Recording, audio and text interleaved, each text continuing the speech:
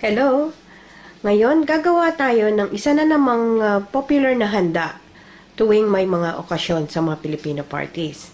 Ito ay pansit bihon.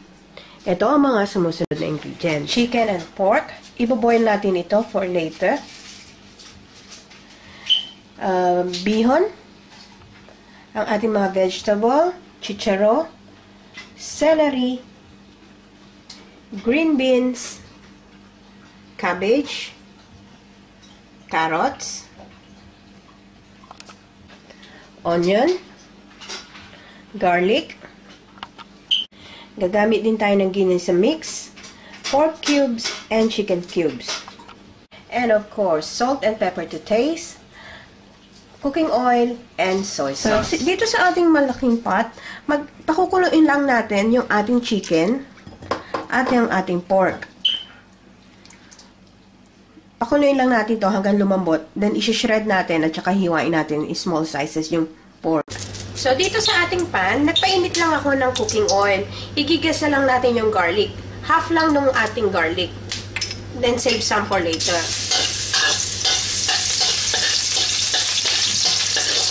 Then, sunod na din natin yung ating onion. Half din. Save some for later.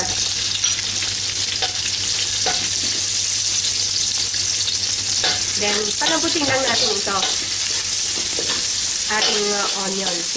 Pwede na itong ating onion. Igisa na natin yung pinalambot nating pork.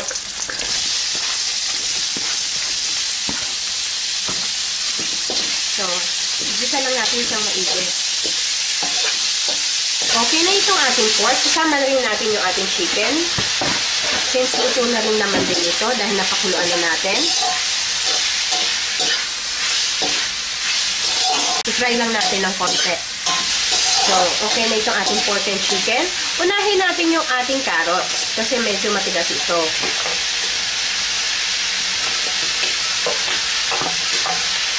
So, igisa lang natin ito for a few minutes. So, okay na rin itong ating carrots. So, isama na rin natin yung ating green beans.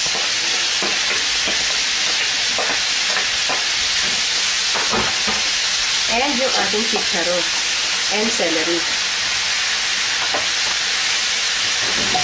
Yan, mix lang natin maigi. Pwede na rin natin isama yung ating cabbage. And then, yung half ng ating chicken cubes, dulugin lang natin. At yung half ng ating pork cubes, dulugin lang din natin. And then, maglagay tayo ng soy sauce, pepper, and a bit of salt. Alalay lang kasi may toyo na. So, mix lang natin itong maigi. Lagay din natin yung half ng ating ginisa mix. Then, mix it well.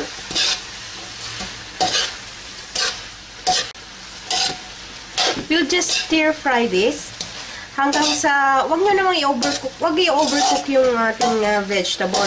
Hanggang sa maging crunchy lang siya. Not overcooked, but a bit crunchy.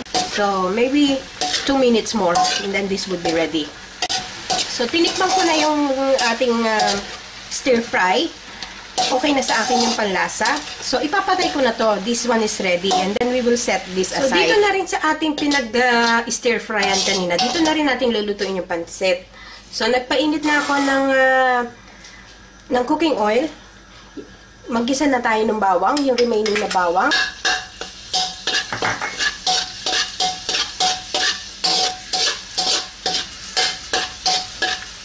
And yung onion.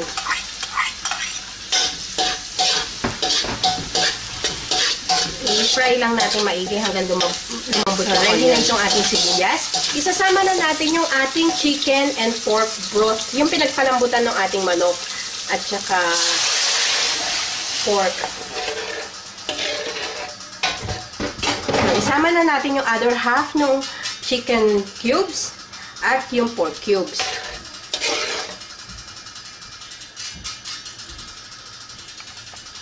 Itayin yung other half ng ginisa mix. and soy sauce. Alalay lang din sa soy sauce. Tikman nyo muna bago kayo magdagdag kung maalat o hindi. Lagay din tayo ng ground pepper according to your taste. And we will let this boil. So, ready na itong ating sabaw. Tinimplahan ko na siya. Okay na sa akin yung alat niya. So, yung ating bihon, hindi ko siya binabad sa tubig. So, didiretso ko na siya. So, yung dami ng tubig, depende sa bihon na gagamitin nyo. Itong subok ko na kasi talaga itong Super Q. Tansyado ko na siya. So, yan, hindi ko siya binabad. Tapos, doon ko lang siya palalambutin. So, make sure na nakalubog siya. Kung gusto nyo, ibabad nyo ito for half an hour. Pero, of course, lesser yung inyong magiging sabaw. Kasi, malambot na yung inyong bihon. Kasi ito, i-absorb niya lahat itong tubig na ito. Itong ating sabaw. So, halu-haluin lang natin. Hanggang, wag masyadong, para hindi madurog yung inyong bihon. Basta i-submerge nyo lang siya. And then, wag nyo masyadong haluin. So, balikan natin. Yan. Ikot-ikot lang natin hanggang sa talagang mag-loosen up na yung ating bihon. So, ganun-ganun lang natin.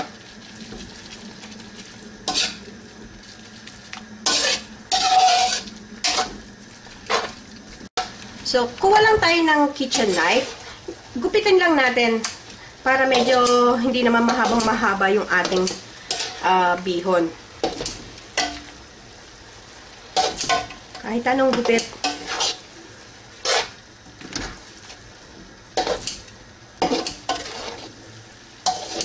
So, yan. Okay na yan. Then, continue lang natin to hanggang ma-absorb na yung talagang sabaw. So, malapit na siya. At malambot na rin yung ating bihon. Ayan. Fully absorbed na yung sabaw. So, malambot na rin yung bihon. By the way, itong bihon na to, half a kilo lang ito. So, yung ating sahog, good for 1 kilo ito. Or kung gusto nyo, marami, mas masarap. So, lagay na natin yung half ng ating sahog. Marami pa rin naman akong natirang broth na gagamitin ko for later.